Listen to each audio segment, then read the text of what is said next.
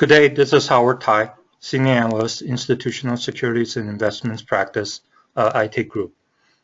Welcome to this webcast, which will give you a preview of our new research report titled Currency Risk, Hedge, or a Source of Alpha.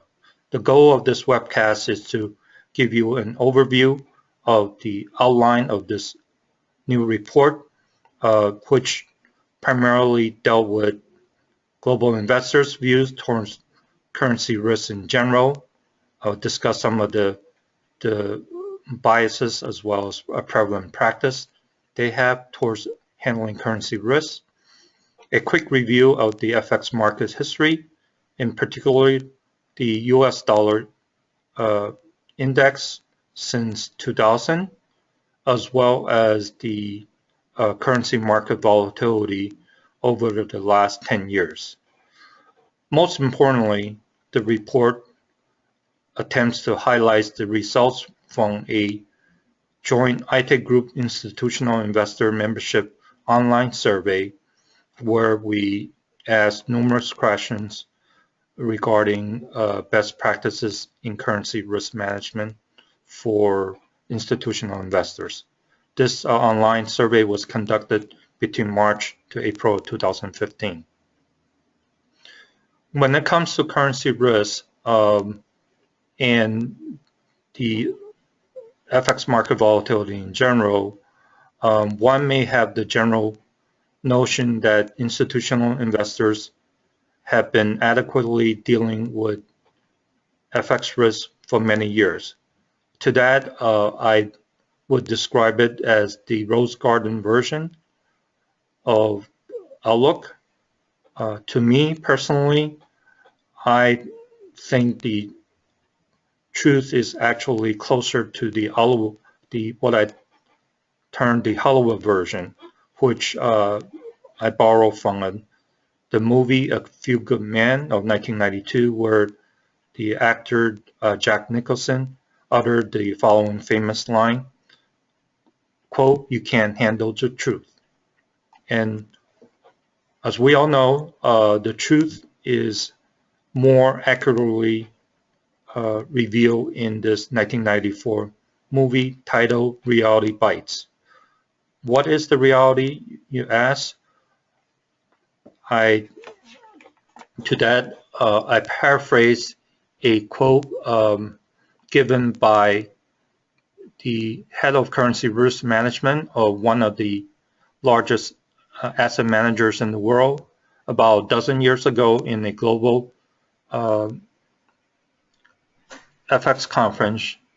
She shared her observations with the following line, and I quote, she said, when it comes to dealing with currency risk, global investors in general have not really come to terms with it until, I quote, there is a death in the family-like experience. I hope for all the listening audience, the investors, as well as their asset managers, dealing with currency risk has not been a death in the family-like experience to you all. However, currency market volatility has always been there for multinationals as well as any investors with investment risk abroad. As to highlight my point, for the multinational companies, how effective in dealing with currency risk is often revealed in their quarterly, semi-annual earning releases that they share with the public. This slide shares with you some of the recent results that was published in the general media. 4 large companies here, all worldly known companies, have had various levels of success and challenges dealing with handling FX risk, and as a result, it definitely have impacted their earnings and their revenues in a significant way. And for global investors with currency exposure, it certainly has been a challenging last few years, as inadequate currency risk management can often detract from their portfolio returns and consequently affect their investment rankings and the returns that they otherwise could have earned for their investors. A quick walk down the memory lane and look at the US dollar index in the last 15 years. As this chart depicts, in the last 15 years, there's been quite a wide range of movements for the US dollar index.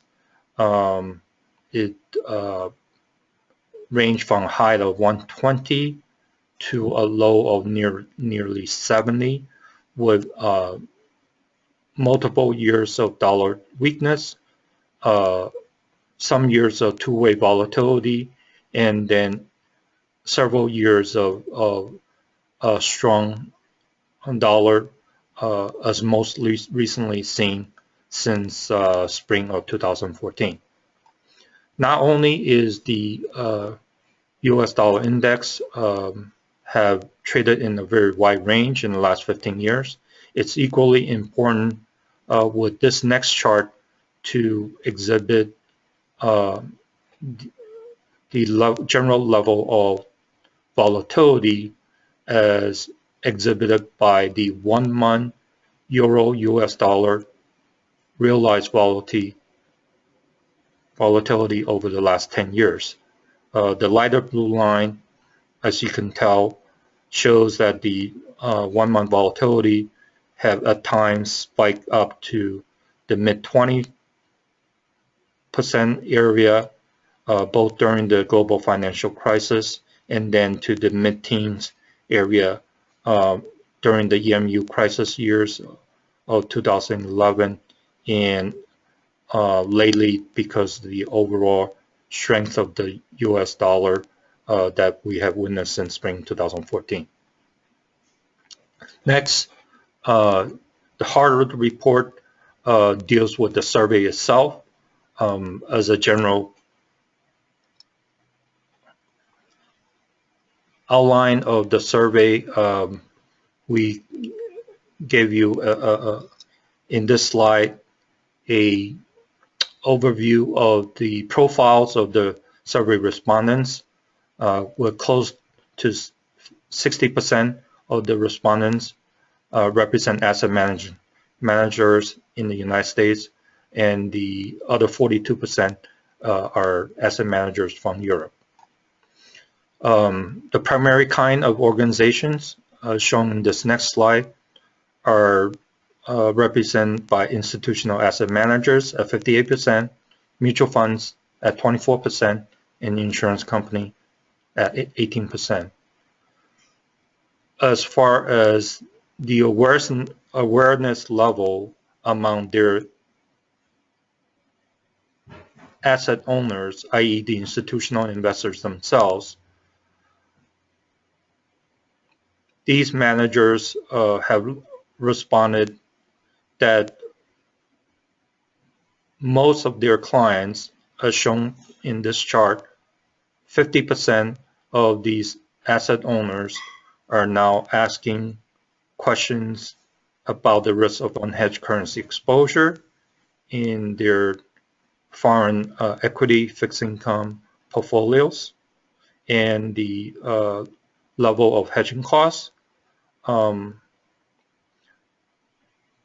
Just as interesting, there are 34% of the respondents that told us their asset owner clients are increasingly asking more questions about the alpha potential of treating currency as an asset class, and in turn, these managers are looking into the possibility of taking on that challenge.